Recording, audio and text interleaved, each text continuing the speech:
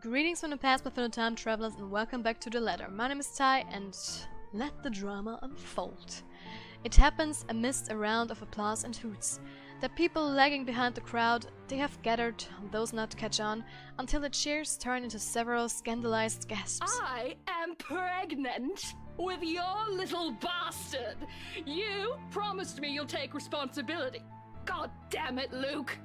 I finally got you to talk to me after months of silence, and you do this to me! What do you mean you're pregnant with? Luke, is this true? Lies and slander, woman! Security! Yo, Hans, take her out of here before she makes an even bigger fool of herself! No, you do not do this to me! I was so ready to leave my stupid oaf of a husband! I told you to leave that damn wife of yours! Look at her! Does she look like she wants a baby? Does she look like she could take care of a baby? Wow. The commotion doesn't go further, despite the drunk woman appearing like she has plenty more venom to spill. In a little while, security shows up, escorting her out. Apparently, she's the chief inspector's wife, too. As if this whole thing can't get any more fucked up than it already is. What a mess. But the damage has been done, and beyond the repercussions this will bring, I'm more worried about Hana. Maybe Luke too, in part. I've seen the man that hides behind his self-importance, and it is someone who cares for the person who stands behind him. No matter how questionable that is now. After all, no anger is worse than that of a scorned woman. And Hana? Well, as refined and well-managed she is in front of their guests, I'm not sure if she'll be all too willing to tolerate this. Her party, her home, her husband, and that woman has just dared to walk over it. Yet, when I glance at her, there's only defeat, a weary slump on her shoulders, and a certain depth to her breathing. Like the fight has already been drained out of her long ago. I don't know since when this has been going on. I don't know either of them well to judge myself. I'm simply an outsider who happens to have some kind of connection with both of them. But the air of a person who wishes for respite, it's all too easy to see in her, as she quietly watches the commotion carry on around her. In a moment, before I can think it through, I'm pulling her to the side and waving Zachary over to us. Becca, this is a real oh, hey, Miss Wright. Hello, Zachary. I told you to call me Hana. Did I not? Yeah, you did. Admittedly, this air of familiarity between them catches me off guard. I won't put it past Hana. Here standing in society compels her to keep appearances. That'd be nice to everyone sort of thing. While Zachary's growing client base sometimes calls for rubbing elbows with the rich and famous. Although, from the way it appears, this one seems to go beyond maintaining a facet or work. I wonder how this friendship came to be. I'd ask, but we are starting to attract some curious eyes. Most of them are probably searching for more gossip, something to add fuel to fire. Thankfully, there's no need to explain it to Zachary. He's aware of the situation all too well. So, this is what you called me for? We gonna get Hana out of here? That'd be great. Soon, he's leading the three of us out of the ballroom. Anyone who dared to speak or approach on a way out, I shut down with a sharp glare. In a few steps, we're out, away from the commotion and the suffocating tension. I don't stay long with them though. Even if I want to, Ash is still somewhere in that crowd. I've got to go back for him, at least. No matter how much the idea of that alone sends an unpleasant twinge in my stomach. Hey, I gotta go back in there.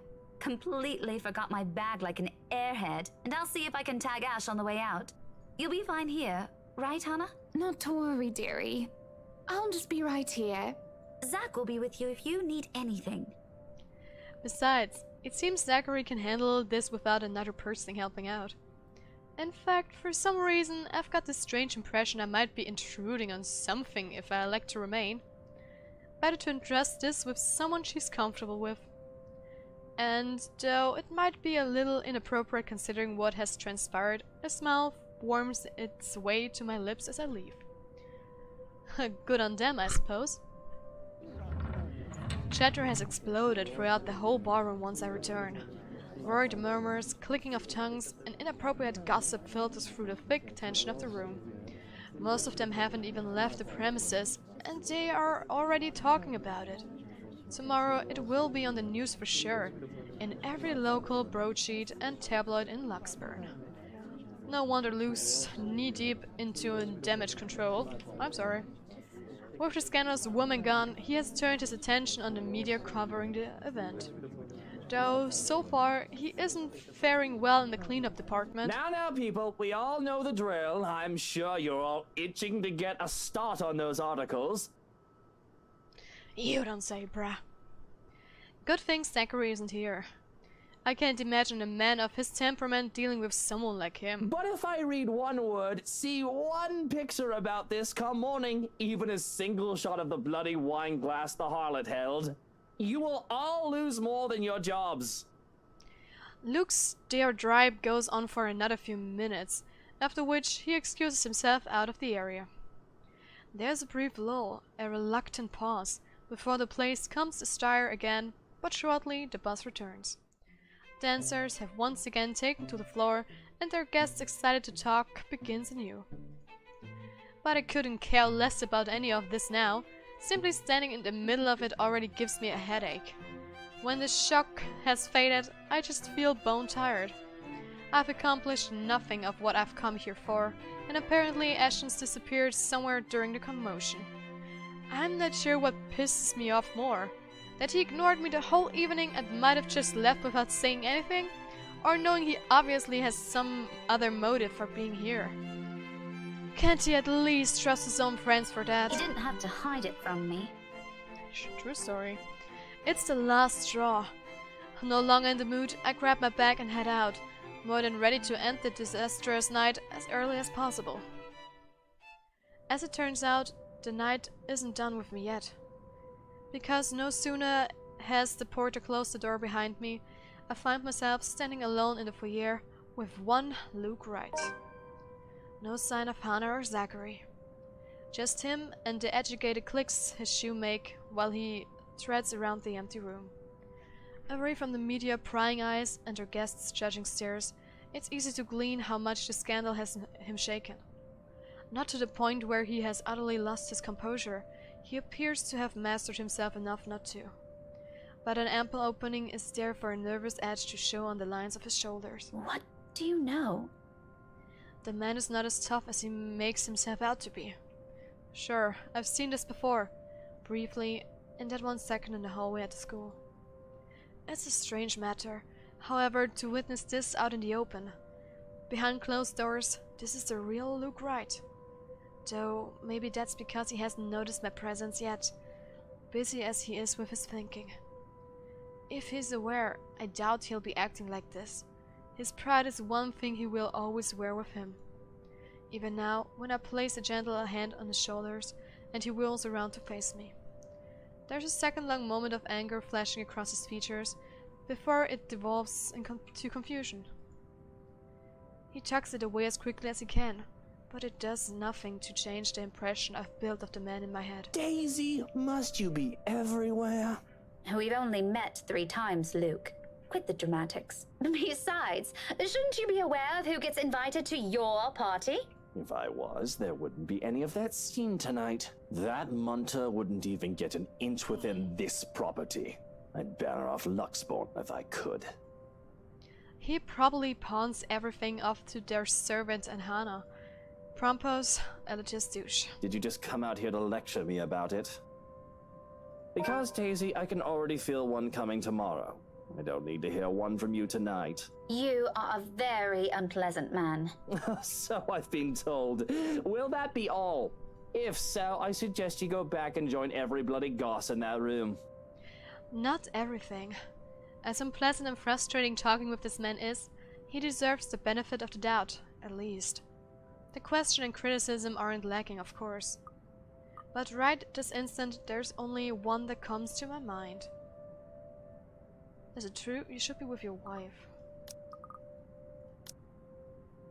Is it true? You should be with your wife. Oh, no.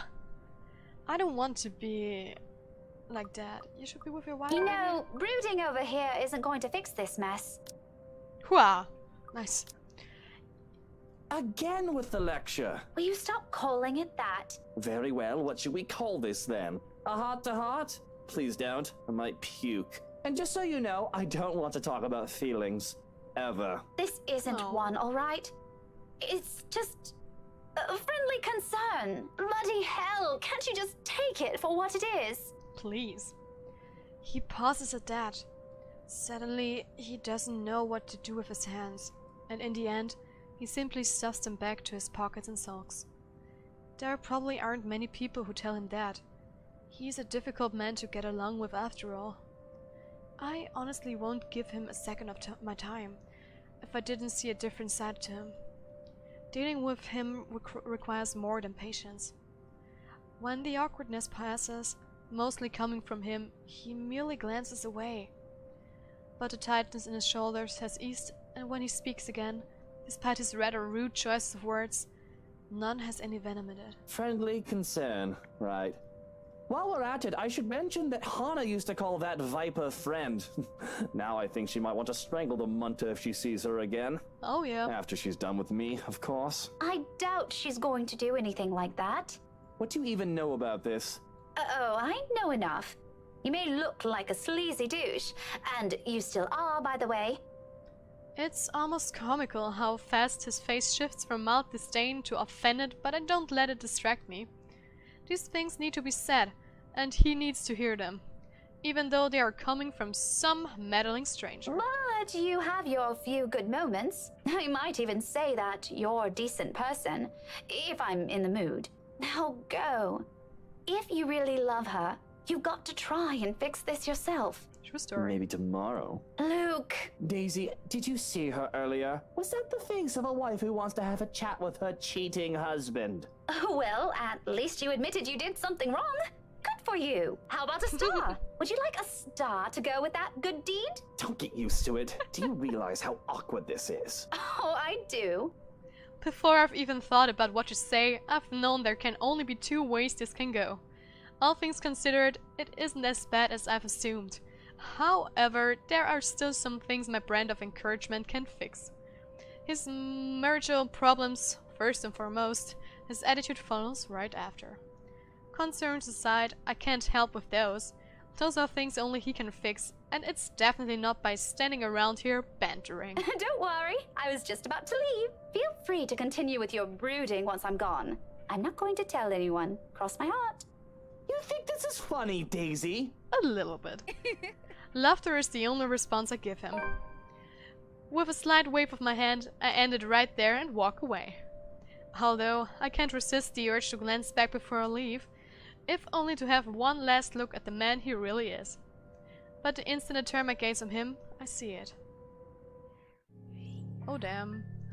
Looming, hovering over his shoulders, drawn to him like a moth to a flame. Like the first time I've stepped inside this place in search of Isabella.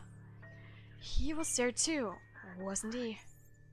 That man, along with his wife and another person. Miss Piccola? And the shadow. No, a woman now. Her, no longer a dark blur.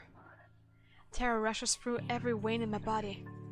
A crippling sensation gripping every part of me, while she stares at me with a glare filled with nothing but hate and venom. It's like staring at the eyes of a woman I've unknowingly robbed of something precious. I try to say something. A warning. But before I can gather my wits and voice it out, someone shuts the door behind me. As if to keep outsiders away from the secret this mansion possesses. Journal update. This happened after Marianne got caught, right? Yeah. As she was about to leave the party, Rebecca caught sight of sulking Luke. She reminded him that brooding wouldn't fix anything, and that he should be with his wife instead. Before leaving the embarrassed man, Rebecca caught a glimpse of a shadow standing behind him. The brush of fresh air against my cheeks does little to dampen the chill in my bones. By now, the sensation, the fear and disquiet it leaves whenever I see her, is familiar enough for me. Already it has made a home in my nerves. I don't even notice my trembling hands until I cross my arms across my chest. The cold from the tips of my fingers seeps through the thick material of my skirt. Neither of it helps bring together some semblance of coherent thought in my head. But I know I should. Someone has to tell that douche. I start walking back before fear can cripple me again. It's not wise. Returning, that is, especially after what happened. But Hannah's still an old friend, and Luke doesn't deserve whatever misfortune that letter might bring. I can't just leave those two in there. Isabella's right. She's real, and there's something she wants from everyone who has read that. Becca, Oh. where'd you go off to? Ashton? If you're done here, let's go. I'll get you back to the city. My mistake. The second his voice cuts through the crisp night air is that I've allowed my annoyance to get the better of me. Fuming, purpose forgotten, I whirl around and march towards him. One accusation after another piles up at the tip of my tongue, ready to be hurled at any moment. There's no hesitation holding me back when I'm flinging it at him. The straight face he keeps as I do so doesn't help temper my anger either. It only makes me want to slap some more sense into him. Shouldn't I be the one asking you that? Becca, I've been waiting here the whole time since that mess in the hall. I told you I hate parties like... And before that, where have you been the entire evening? Right then and there, I might have forgiven him if he's shown some ounce of remorse for leaving me like that. Maybe he could have looked away, given me a sign that my assumptions might be right. He doesn't even need to put them into words. A single gesture of confirmation is all I need. Rather, what I get is the same impassive look. He does it whenever he can't disclose anything. He does it whenever he's lying. And the fact of it, amidst the thick tension, a frustrated huff is the only thing I can summon. Be that way. Fine. Suit yourself. No more words. After everything I've seen and heard tonight, I'm already too exhausted for those. So, without speaking any further, I simply walk past him and stump over to his car. Although before I can pull open the door, he calls out, one hand outstretched, a gentle weight on my shoulders. Wait, Becca. He pauses, his brows furrowing and lips curving into a slight frown. I can almost see the gears turning in his head, while he tries to piece together everything he wants to say. Before, perhaps, I might have waited patiently for those.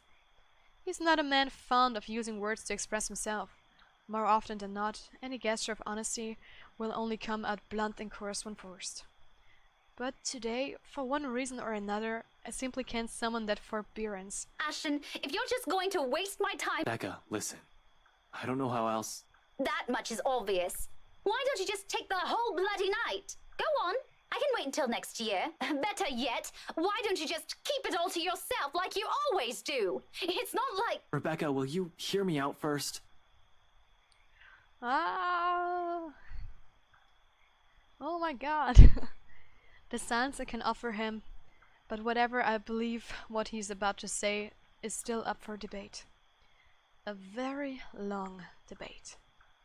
I honestly don't know how else to put this. Oh my god, I wonder what's it going to say. But guys, we're going to find out in the next episode. Thank you so much for watching. Leave a like, subscribe to my channel. If you already subscribed, don't forget to click on the bell icon so you get notified when I upload my videos. Share us on all your social media, and guys, I will see you in the future or back in the ladder. High five!